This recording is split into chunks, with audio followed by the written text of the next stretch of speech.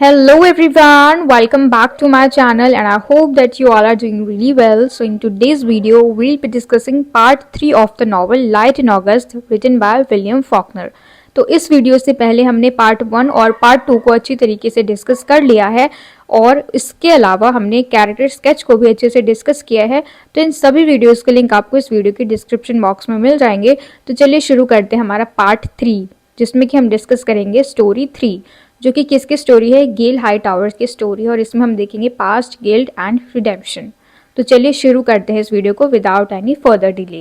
And yes, one most important thing that I think that I should tell you that please do not ask me for PDF or notes because I won't be able to provide you or I won't be able to give you because this is my syllabus too and I read it. I have book, I literally read it and I make notes and I make it easier क्योंकि मुझे पढ़ाना होता है YouTube पे, मुझे videos बनाने होते हैं तो I make it easier. I use ChatGPT and then I make notes and wait let me show you that how do I make notes. This is how I make notes, जो कि बहुत ज़्यादा घिचड़ पिचड़ हो रखा है and you won't understand and I do not get enough time कि जिस पे मैं बिल्कुल साफ़ तरीके से लिखूँ और मैं फिर PDF बनाऊँ, तो इसलिए मैं PDF नहीं दे पाती। तो please make do with these notes what ever I am giving you here, जो भी मैं एडिट करके डालती हूँ, तो please make do with this. और बाकी तो क्योंकि मैं जानबूझ के ईजी कर देती हूँ ताकि अच्छे से समझ में आए, क्योंकि मुझे टाइम लग जाता है पढ़ने में पहले और फिर नोट्स बनाने में, फिर उसको ईजी करने में। तो इसीलिए I want be able to give you, I want be able to provide you PDF और notes. And why am I telling you this? Because I still remember there was a guy who was asking me for PDF or notes in comments, and I just said I politely deny that I do not have because क्योंकि वो सब घिचुड़ मुचुड़ था. I won't give him, and even if I give him, he won't understand. So I just politely denied him, and he got upset. Bro, how am I supposed to give you PDF? So please make do with this, guys, because I won't be able to provide you PDF. So that's all. So let's get back to the topic. Let's get back to the novel. Okay, so the third story is about Gale Hightower's story, past, guilt and redemption. यानी उसका past, उसका guilt और redemption नहीं, पश्चाताप, जो भी उसने किया उस चीज़ को सुधारना। तो ये है कौन? Hightower is a former minister in Jefferson. तो ये फॉर्मर का सिंपल सा मतलब है कि वो पास्ट में मिनिस्टर था, प्रेजेंट टाइम में नहीं है, ठीक है। और कहाँ का मिनिस्टर? चर्च का मिनिस्टर। तो क्योंकि ये चर्च का मिनिस्टर है, ये लोगों को उपदेश देता है, लोगों को सिखाता है कि किस तरीके से अपनी ज़िंदगी जीनी चाहिए, किस तरीके से अच्छे काम करने चाहिए। तो इसीलिए लोग इसको पुजारी से, प्रीस्ट से कम नहीं मानते। He is isolated, he lives alone, he is obsessed with the past. तो ये आइसोलेटेड है, ये सबसे अलग रहता है, अकेला रहता है और ये अपने पास्ट से ऑब्सेस्ड है।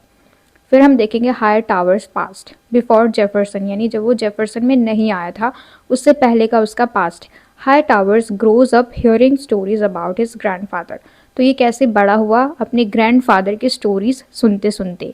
His grandfather died in a heroic way. और उसके ग्रैंडफादर किस तरीके से मरे? हीरोइक वे में, यानी जैसे कि कोई हीरो मरता है इस तरीके से। Hightower becomes obsessed with this idea of heroism. ये इस चीज़ से बहुत ज़्यादा obsessed हो जाता है कि उसके जो ग्रैंडफादर थे वो किस तरीके से मरे, एक हीरो की तरह। तो ये जो हीरोइज्म है ये इस चीज़ से बहुत ज़्यादा obsessed हो जाता है। फिर हम देखेंगे Hightowers as a minister, यानी एक मिनिस्टर की तरह ये कैसा है। Hightower becomes a minister, ये एक मिनिस्टर बनता है कहाँ पर? जेफरसन में, चर्च में। And he comes to Jefferson with his wife, और ये अपनी वाइफ के साथ कहाँ थे? जेफरसन में।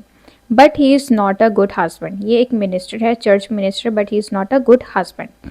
ही cares more about his grandfather's story than his wife, यानी जो उसके ग्रैंड फादर की जो कहानी है उस चीज़ों के बारे में इसको बहुत ज़्यादा फ़र्क पड़ता है, उसमें बहुत इंटरेस्टेड है, लेकिन अपनी वाइफ के लिए इसको कोई फ़र्क नहीं पड़ता और ना ही ये इंटरेस्टेड है, और ये एक अच्छा हस्बैंड भी नहीं है।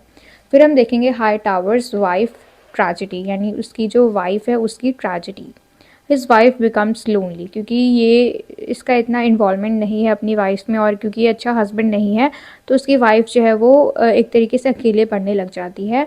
And she starts going out at night, और फिर वो रातों को अकेले जाने लगती है और उसकी जो संगति है वो ख़राब होने लग जाती है, यानी जो बुरे लोग होते हैं उनके साथ आना जाना करने लग जाती है ये।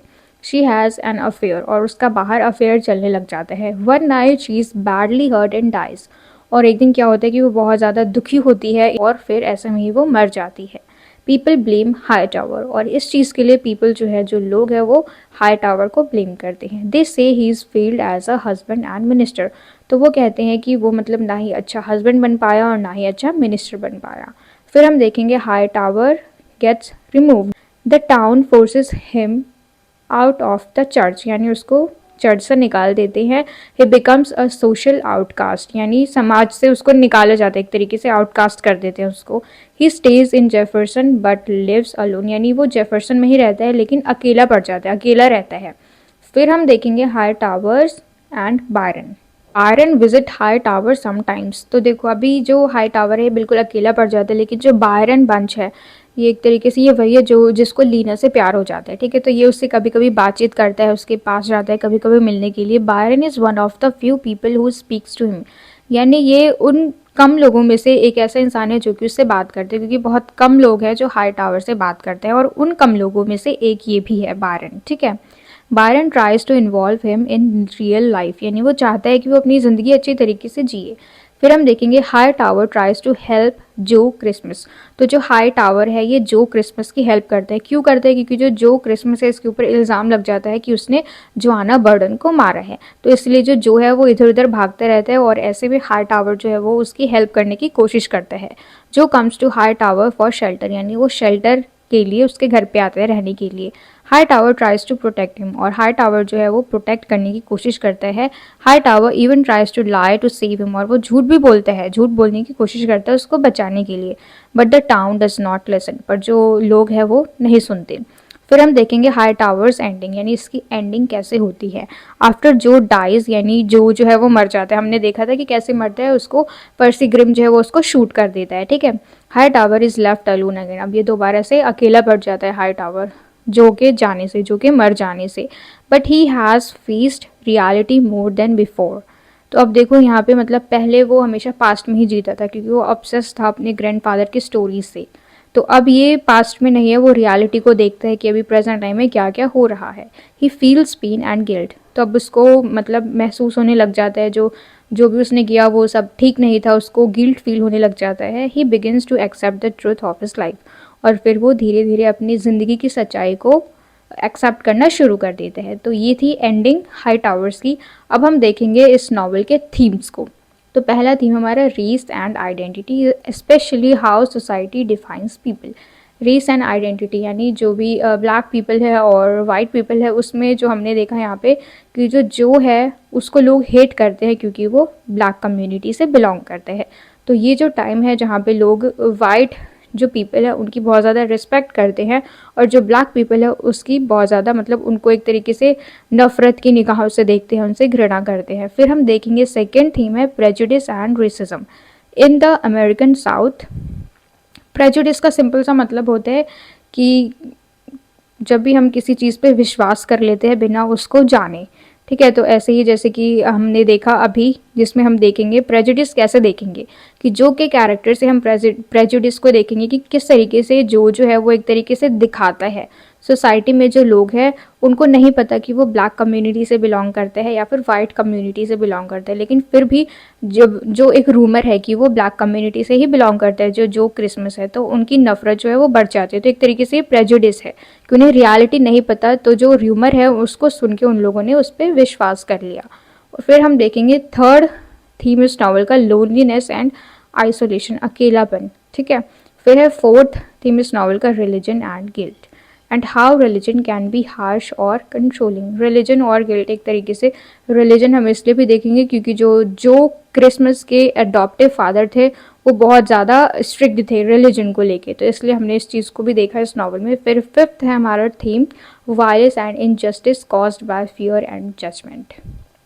ये तो हमने देखा है कि वायलेंस और इनजस्टिस जो कि हुआ अभी यहाँ पे, मतलब एक तरीके से हमने लीना की स्टोरी भी देखी और जो क्रिसमस की स्टोरी भी देखी और गेल हाई टावर की स्टोरी भी देखी। तो इन सब के थ्रू हमने इन सारे थीम्स को अच्छी तरीके से समझा, इन सब की स्टोरी के थ्रू। तो ये थी हमारी पूरी समरी और आज के इस वीडियो में हमने पार्ट 3 को भी डिस्कस किया, और क्योंकि इस नॉवल की समरी में सिर्फ 3 पार्ट्स थे, हमने 3 पार्ट्स में डिस्कस किया इस नॉवल की समरी को। तो आज की इस वीडियो में हमारी ये जो नॉवल है समरी है वो कंप्लीट हो जाती है। तो ये जो नॉवल है light in August, this is written by William Faulkner, और इस नॉवल की जो थीम थी वो हमने डिस्कस कर ली। इस नॉवल की जो समरी थी उसको हमने 3 पार्ट्स में डिस्कस कर लिया, और इस नॉवल के जो भी कैरेक्टर स्केच थे उसको भी हमने एक सेपरेट वीडियो में डिस्कस किया। तो आज की इस वीडियो में इतना ही जो हमने आज इस वीडियो में डिस्कस किया, और इसके अलावा आपने अगर नहीं पढ़ा है तो आपको उन सभी वीडियोस के लिंक इस वीडियो के डिस्क्रिप्शन बॉक्स में मिल जाएंगे। तो आज की इस वीडियो में इतना ही। मुझे पूरी उम्मीद है कि आपको ये पूरी समरी और थीम्स अच्छी तरीके से क्लियर हो गए हो, and if so then please let me know in the comment box. Share this video with your friends as well so that they can get help from it, and don't forget to subscribe my channel, and I'll see you in the next video.